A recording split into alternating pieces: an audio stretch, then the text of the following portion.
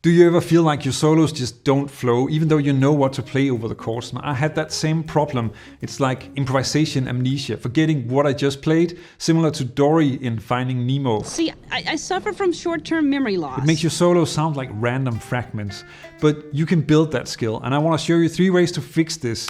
I'll use a jazz blues because you already know the form, and to make it easy, I'll show you a few simple tricks for jazz blues that will immediately help you get started creating flowing and musical solos. When you start playing jazz, one of the first challenges is to learn to follow the progression and play lines that fit each chord. Now this is an important skill, but the thing is that's not enough for your solos to sound right. Check out this example and see if you can spot the problem.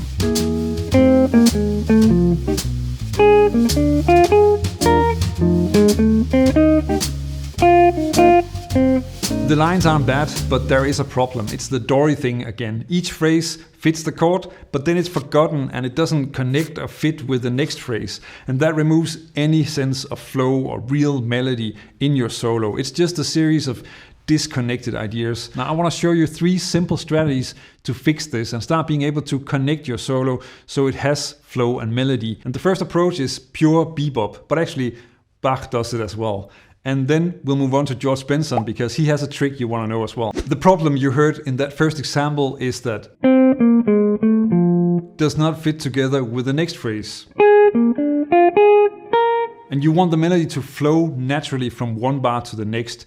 Now you're going to find great examples of this skill in many places, but one very clear source worth checking out is the blues exercises in the Joe Pass guitar style book.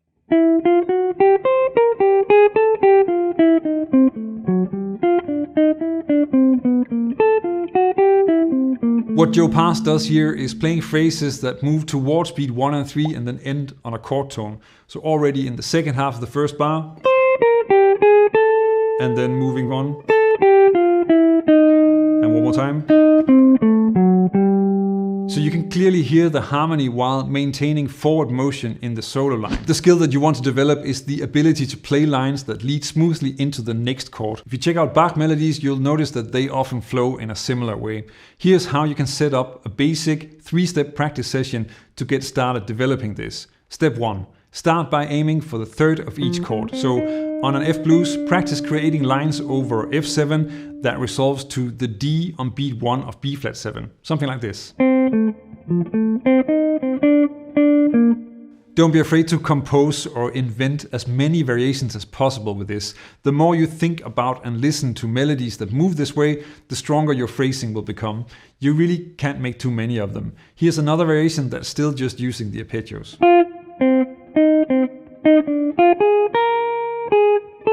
Once you're comfortable with arpeggios, then add scale tones and chromatic passing notes for a more bebop-inspired sound. It's all about playing from one chord to the next so that your melodies have direction and flow. Now let's take it a step further and see how George Benson starts a solo playing almost an entire blues chorus using variations of just one lick. This technique helps you play solos like a story, keeping the listener curious about what will happen next. And George Benson uses this approach frequently in his playing, and you'll hear it all the time in Wes Montgomery's solos as well.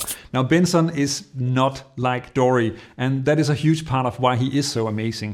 Check out the beginning of his solo on this blues in F. He leaves a lot of space, but it's still a story.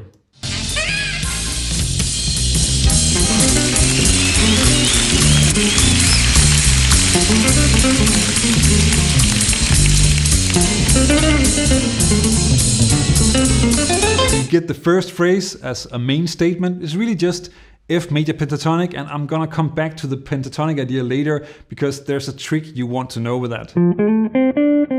And then you sort of hear echoes of that phrase. First, just the last part of the phrase. And then the next one, he's moving to B flat 7, so he's changing the A into A flat, but it's really just reduced into the 2 first notes. On returning to the F7, then you get sort of a more complete version of the original phrase, but now with another ending.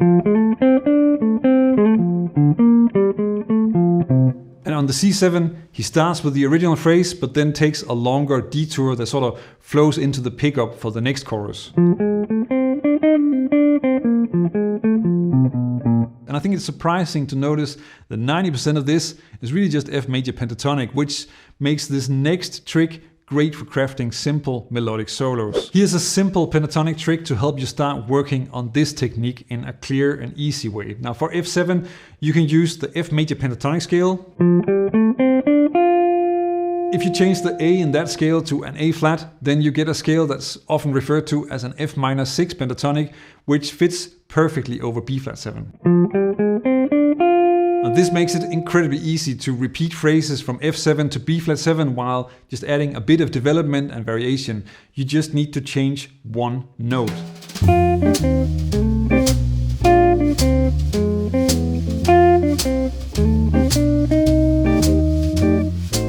This trick also shows up in solos by Wes Montgomery and Charlie Parker, making it a powerful way to connect phrases across chords. Here's another example that starts to vary the rhythm a bit more.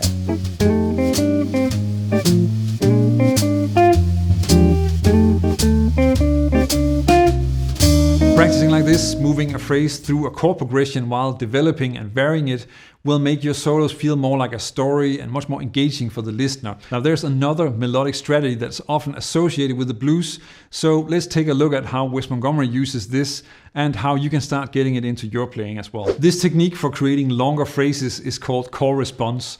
It's closely related to motivic development, but the focus is on playing phrases that seem to respond to each other, making them contrasting, not similar. Now the easiest way to understand this is probably just to hear it in action. Check out how Wes Montgomery uses this technique in his solo on Satin Doll.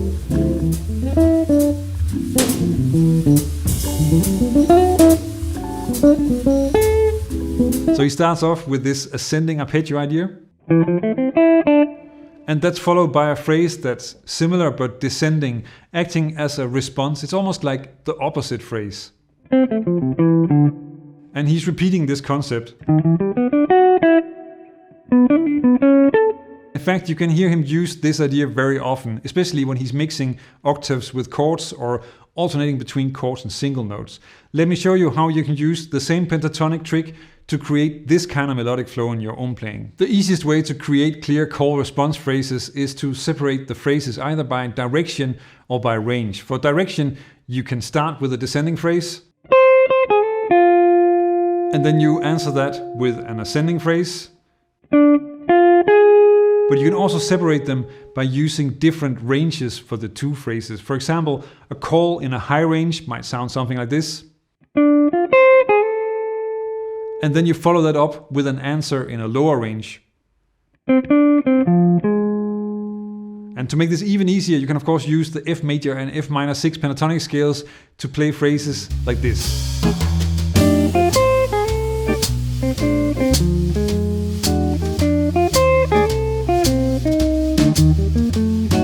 What really makes your solo great isn't about playing a specific note over the chord, it's about the lines and the melodies that you create.